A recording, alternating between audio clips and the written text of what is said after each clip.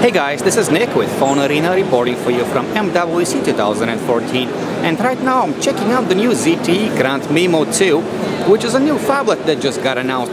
This isn't a high-end device, however, it is more of an upper mid-range Android smartphone.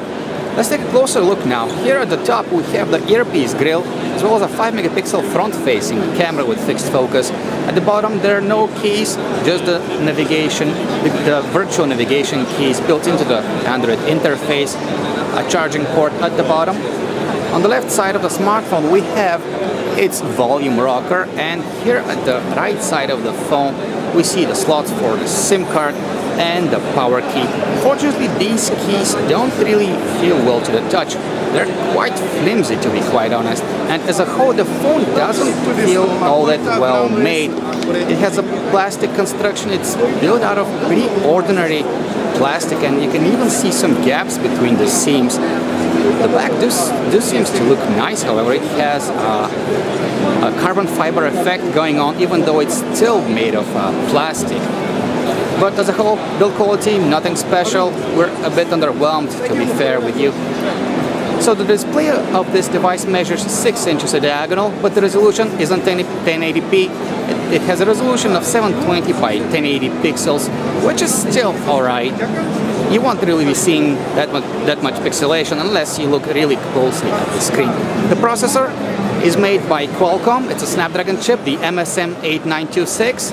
And it seems to be doing a fairly good job at running the interface of this device. We do see some choppiness here and there, but that's probably because the software isn't final on this phone. Android 4.4 KitKat is running on this device, and we see some customization going on, some new icons, some new transparency effects, animations, stuff like that. But as a whole, the skin doesn't really seem to be loaded with all that much. The font has been slightly increased, which makes sense. The font size, I mean, which makes sense on a phone that has such a giant display. On the back of the ZTE Grand Memo II LTE, we find a 13-megapixel camera with an f2.2 aperture. The sensor itself is made by Sony, and it's of the backside illuminated variety. We see a single LED flash, and of course the camera has autofocus. As far as memory goes, you get 2 GB of RAM with this device, so multitasking should be running quite well with the ZTE Grand Memo II. You also get 16 GB of built-in storage. There's also GPS, Wi-Fi, ABGN, Bluetooth 4.0, all that stuff. The battery capacity of the ZTE Grand Memo II LTE is 3200 mAh, which is okay for a phone of this size and class. So that's the ZTE Grand Memo II LTE for you guys. This is Nick T with PhoneArena. For more details about this phone, just check out our website, phonearena.com.